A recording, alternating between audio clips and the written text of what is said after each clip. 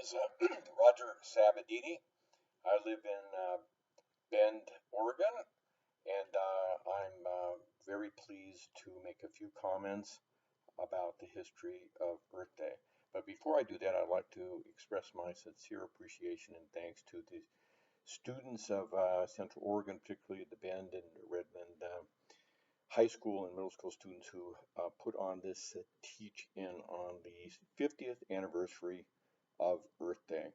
Yes, I'm 73 years old, and I was there at the first Earth Day in 1970. I was a student at the University of California at Davis, and it was a seminal, important moment in my life, and it represented a seminal moment in the history of the modern environmental movement. Um, at that time, before 1970, there was little awareness of the impact that humans had made at the time on the environment, but we came to realize since the publication in 1962 of Rachel Carlson's important work called Silent Spring that we humans were contaminating the earth, uh, and we were suffering some of the consequences of that contamination. There was lead in our gasoline. It was a lead gasoline. We had lead in our paint. There was having adverse consequences to our human health and the health of other species on the planet. There was air and water pollution. There were no emission controls on our cars. There was industrial waste being poured into some of our rivers. In fact, some rivers were on fire because of the organic solvents that were being released into those spilled into the rivers. And in 1969, there was a famous oil spill from the offshore oil drilling off the coast of Santa Barbara, where the beaches were contaminated, all the wildlife was severely impacted. And there were carcinogens like and pesticides in our environment. Rachel Carson, in her Silent Spring tome, pointed out the adverse effects of the pesticide DDT in the environment, and to the extent where many bird species were becoming extinct as a consequence of the effect of this pesticide on the eggshells when they were laying their eggs, and they were fragile. The eggs became fragile, and of course the baby birds were dying. And then she pointed out that DDT was found in mother's milk, and so we were contaminating our children uh, through the normal natural process of breastfeeding. Anyway, so in 1970, a Democratic senator from Wisconsin paired up with and his name was Gaylord Nelson, paired up with a House of Representative Pete McCloskey, who was a Republican, a very conservative Republican from California, along with a student activist named by the name of Dennis Hayes. And they created an idea that would be the first Earth Day in 1970, and April 22nd was chosen because it was spring break and all that. But anyway, they just chose a date, and they said, this is a day we're going to celebrate the Earth, and we're going to demonstrate our concern for the Earth, and we are going to, and universities all around the country turned out to be an international event.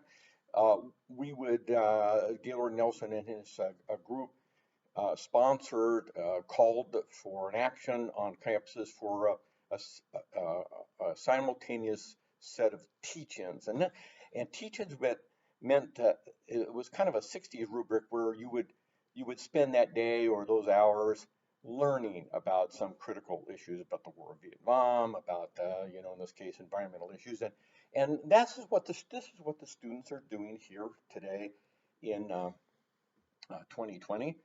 uh, the students are doing here in Central Oregon. They're doing essentially a teach-in. It's not in-person teach-in like we had in 1970 with the first Earth Day, but Earth Day 50 years later is in silico. It's by computer. It's by Instagram and by other means, for to maintain social distancing, because we're in the face of a pandemic with the coronavirus 2019 pandemic actually. Anyway, well, what happened as a consequence of this the teach in 1970 was a fabulous event. I was there at the university. We had the central part of the university was a quad. It was a park-like thing, and we had speakers, and we had even a Swami came in from India to bless us and to bless the earth, and we had Allen Ginsberg, a famous beat poet from San Francisco, came to Davis just a few miles up the road, and he recited some of his famous poetry. But it was really a wonderful event. And what the consequence of that event were that under the Republican administration of Richard Nixon, he and the Congress created what was called the Clean Air Act, and then a couple years later, the Clean Water Act. In 1970, also was the creation of the Environmental Protection Agency under the directorship of William Ruckelshaus. And as a consequence of the Clean Air Act, the Clean Water Act, the EPA, and other federal agencies, we cleaned up our act. We reduced the emissions from automobiles. We stopped polluting our air and water. And